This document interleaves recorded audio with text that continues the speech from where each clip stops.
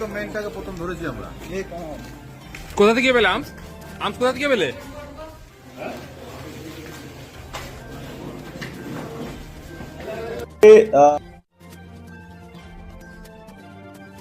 আমাদের পশ্চিম মেদিনীপুরের একটি প্রান্তে একটি ক্রাইম করার জন্য পরিকল্পনা নিচ্ছে একটি গ্যাং অফ ক্রিমিনালস, তাদের প্রায় 10-12 জন আছে।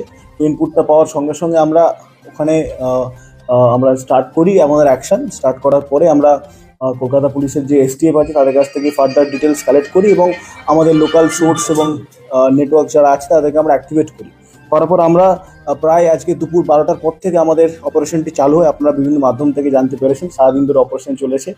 তো অপারেশনটা আমাদের সাকসেসফুল হয়েছে এবং আমি আপনাদেরকে মিডিয়ার মধ্য দিয়ে সবাইকে জানাচ্ছি যে আমাদের টোটাল আজকে এই অপারেশনে অ্যারেস্ট হয়েছে 13 জন ক্রিমিনালস, যারা বিভিন্ন রাজ্য থেকে এসছে।